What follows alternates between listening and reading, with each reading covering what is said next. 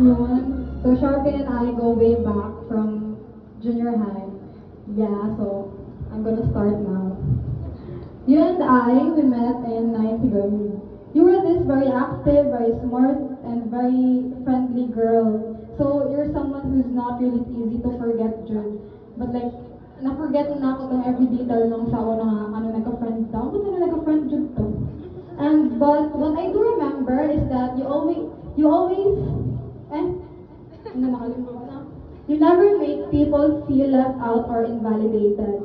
Like me, sa una na loner, sa first day of school, wala friends, tapos emo pa dyan ko sa una, tapos, hindi ko andin ka, like, lagi friendly kayo ka, tapos, gina-include ko nimo sa mga laag, sa mga lunch breaks, and even though nga, from set B ko, tapos ikaw from set A, tapos mo dito, nagka-form at a friendship, na buotong Jessica Soho, and then nagka-friends na din ta, tapos eventually, nagka-kuhan din ta, like, very, very close na, we have sleepovers sa house, and, yeah, wait, na ko dapit.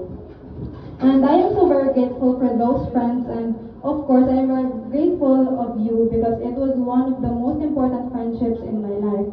And of course, friendships aren't always perfect, and there are times I feel left out, but you always found ways to include me, Jude, and other than that, you have also inspired me to become better, not just for my character, but also in my academics.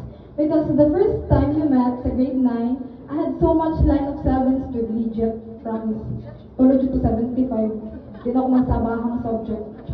But like eventually, murag, she directed me ba in ways she doesn't even know or aware of. Like, she has made a huge impact to the lives of people around her. And even until naano siya sa SPC in her senior years, her name is often brought up pa rin sa among old school. And those nga mga transferees, mga wala kaila sa imo, makaila jud sila sa imo kay pero gihapon na i-bring up ng name na Sharpie, si Sharpie sa una, si Sharpie kay kani na makabalo jud na sila sa imo. And then that is what I adore most sa Aya because she never hesitates to become the voice of those who are silenced, and she's a very strong, diligent woman, and although sometimes maka-face siya backlash, she always stood up for her truth.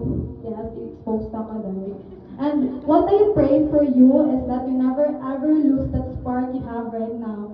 To never lose the spark of serving those in need, to stand for the truth, to care for the earth, to study and work hard, and to witness to Christ.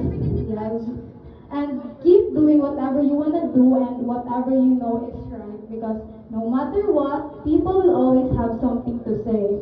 And those should not matter, and you should just let them be them, and let us be us. And I hope you enjoy life as much as you enjoy Adjunize. And again, happy birthday sa iyo, Sharpie. And ilimit na ni mo Kremen because 18 years old na. Thank you, happy birthday. Thank you so much, Mr. Mella.